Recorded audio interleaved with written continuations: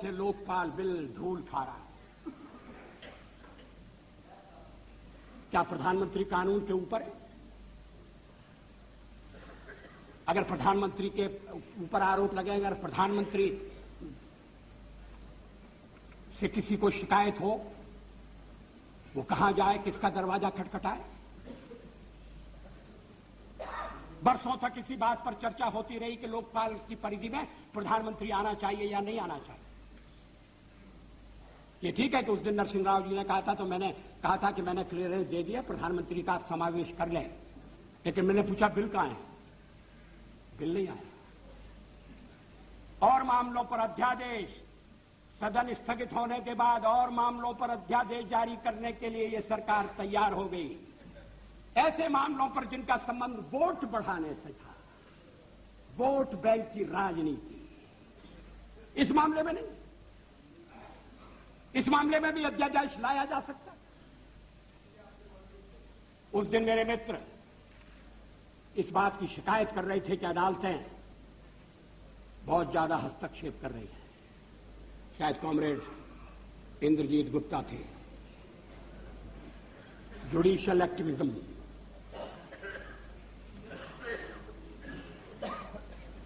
अगर पार्लियामेंट अपना काम न करे और एग्जीक्यूटिव फैसले न करे, मामले को लटकाए,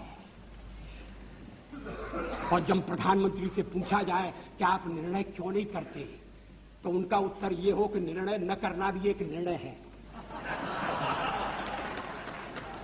मैं समाचार पत्रों में जो कुछ छपा है उसके आधार पर कह रहा हूं। अगर वो ठीक नहीं छपा तो नरसिंह राव जी उसे ठीक कर देंगे। निर्णय न लेना भी एक निर्णय है। अब ये कर्मयोग की स्थिति, कैसे देश चलेगा? लेकिन निर्णय नहीं लिए गए। कभी कभी तो सरकार इस बात की प्रतीक्षा में रही कि निर्णय टाल दो, नए विवाद खड़े होंगे तो झंझट मोल लेना क्या ठीक है, कोर्ट फैसला कर देगा। अब कोर्ट ऐसे मामलों में भी फैसला करने लगा है जो एग्जीक्यूटिव के मामले हैं, जो संसद द्वारा तय होना चाहिए। संसद अपने दायित्व का पालन क्यों नहीं कर सकती? एग्जीक्यूटिव जिम्मेदारी क्यों नहीं ले सकती? लेकिन इसके लिए एग्जीक्यूटिव, इसके लिए कार्यपालिका ईमानदार होनी चाहिए, चुस्त होनी चाहिए, मामले लटकाए नहीं जाने चाहिए। लेकिन ऐसा नहीं हुआ। ऐसा होना चाहिए। हम करना चाहते हैं, जो भी आएगा उसे करना पड़ेगा, नहीं तो कोई 12 दिन रहेगा, कोई 6 महीने रहेगा। इस देश की जनता के साथ यह अन्याय होगा। लोगों ने अपना कर्तव्य किया है। अगर आज त्रिशंकु संसद है तो उसके लिए मतदाता दोषी नहीं है। शायद हम मतदाता के पास ठीक ढंग से अपनी बात नहीं कहते। कभी कभी तो मतदान की कमी देखकर यह चिंता होती थी कि क्या लोकतंत्र पर से लोगों का विश्वास उठ रहा है। कोई भी सरकार आए, क्या होगा, ऐसा ही चलेगा, को नृप हो हमें का हानि, ये मंथरा ने कहा था। इस देश में अब सब जगह मंथरा की बात दोहराई जाए, जोड़ तोड़ करके सरकारें बनाई जाए, बने तो कार्यक्रम के आधार पर बने और देश को यह आश्वासन देने के बाद बने कि अब लोगों के साथ अन्याय नहीं होगा। अब लोगों को अन्याय के लिए ऐसा नहीं होगा कि अन्याय के खिलाफ गुहार लगाने की जगह न मिले। लेकिन इसका तो कोई नक्शा दिखाई नहीं देता। राष्ट्रपति महोदय ने बुलाया हमें क्योंकि हम सबसे बड़ी पार्टी के रूप में उभरे, अपनी विचारधारा के साथ उभरे, अपने कार्यक्रमों, अपनी नीतियों के साथ उभरे।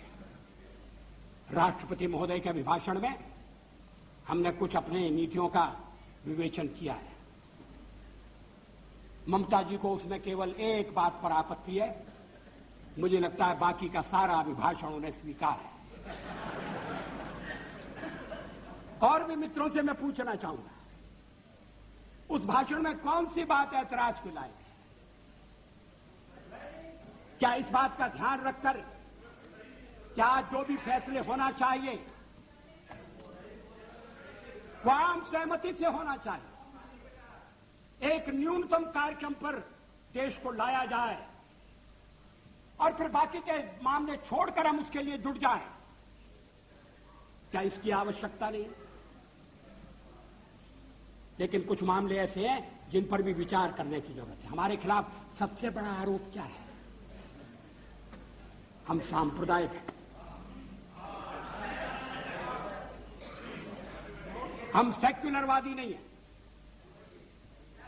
इसलिए सेक्युलरवाद के जितने भी रक्षक हैं, आओ इकट्ठे हो जाओ, लाठी डंडे संभाल लो और भाजपा को सत्ता से हटाओ। लोकतंत्र संख्या का खेल है और संख्या हमारे पक्ष में नहीं है। हमने जन समर्थन प्राप्त करने का जन समर्थन हम प्राप्त करने में सफल हुए हैं। सबसे ज्यादा हमें जन समर्थन मिला है।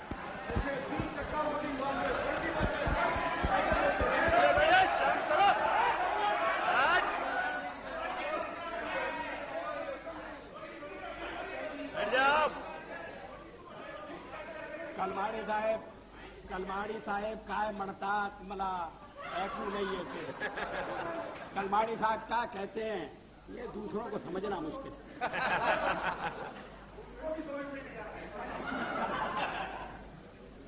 अध्यक्ष महोदय, इस पहलू पर भी विचार होना चाहिए। कभी हम इस सदन में 2 रह गए, पहली बार चुने गए तब 4 थे। आएगा तब हम उसका सामना करेंगे। आज तो हम इतनी बड़ी संख्या में बैठे हैं कि आपके साथ कोई तुलना नहीं हो सकती। थोड़ी हम विजयी हुए, हम में विनम्रता है, पराजय में तो आत्म मंथन होना चाहिए।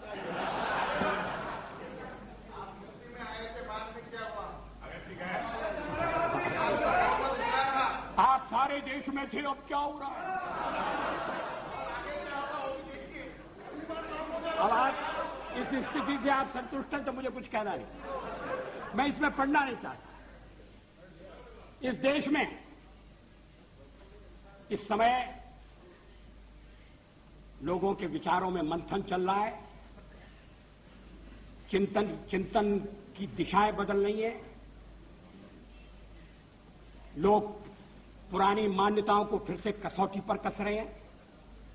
मेरी समझ में नहीं आता कि जब संविधान के निर्माताओं ने शादी ब्याह के एक कानून बनाने की सिफारिश की और यह कहा कि राज्य उसकी तरफ ध्यान देगा, तो क्या वो सांप्रदायिक कारणों से प्रेरित थे? क्या यह सांप्रदायिक मुद्दा है? क्रिमिनल लॉ एक है, सिविल लॉ एक क्यों नहीं हो सकता? गोवा में अभी भी सिविल लॉ एक है। अगर मुस्लिम मित्रों को उसमें कठिनाई है तो वो कठिनाई आकर बता सकते हैं, ये कह सकते हैं कि हमें थोड़ा और समय चाहिए अपने समाज को तैयार करने के लिए। ये नहीं कहा जा रहा है और दल भी इस बात के लिए उन्हें प्रेरित नहीं कर रहे हैं कि थोड़ा बहुत तो संशोधन करो, वक्त बदल रहा है। इस्लामिक देशों में पर्सनल लॉ में संशोधन हो रहे हैं, यहां थोड़ा परिवर्तन होना चाहिए। जेंडर इक्वलिटी का मामला है,